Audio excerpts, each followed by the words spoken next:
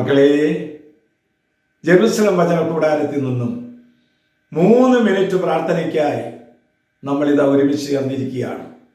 ഭവനത്തിലും പ്രാർത്ഥനാ മുറിയിലും വാഹനങ്ങൾ ഇരുന്നുകൊണ്ട് ഈ തിരുവചനം നിന്റെ കാതുകളിൽ നിന്ന് മറ്റൊരു കാതിലേക്ക് എത്തിച്ചേരാൻ എന്നെ ഒരു ഉപകരണമാക്കി മാറ്റണമെന്ന് പ്രാർത്ഥിക്കാം. കർത്താവ് നമ്മോട് സംസാരിക്കുകയാണ്.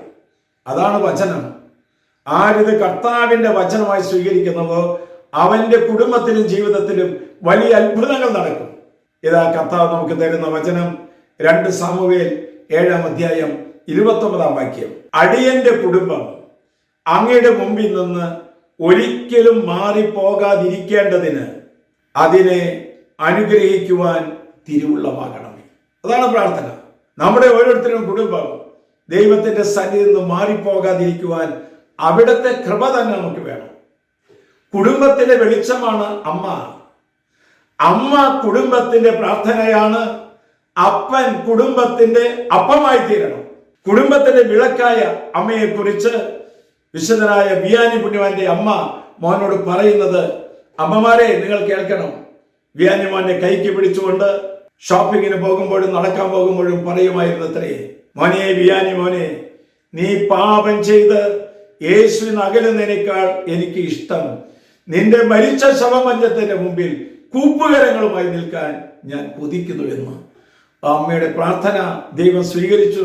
അമ്മയുടെ മകൻ ഒരു വിശുദ്ധനായ മരിയ ജോൺ വിയാനിയായി മാറി.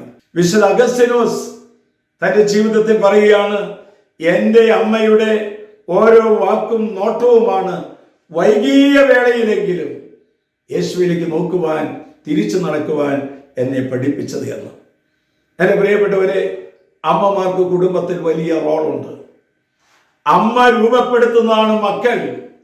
ഒരു നല്ല അമ്മ കുടുംബത്തുണ്ടായാൽ ആ കുടുംബം ഒരു സ്വർഗീയ കുടുംബമായി മാറും.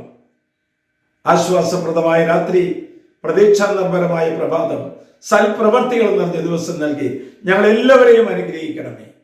നമ്മുടെ കർത്താവ് ഈശോ മിശിഹായുടെ കൃപയും പിതാവായ ദൈവത്തിന്റെ സ്നേഹവും പരിശുദ്ധാത്മന്റെ സഹവാസവും നാം എല്ലാവരോടും ഈ കൂട്ടായ്മയോടും കൂടി ഉണ്ടാകട്ടെ, ഇപ്പോഴും എപ്പോഴും എന്നേക്കും. ആമേൻ.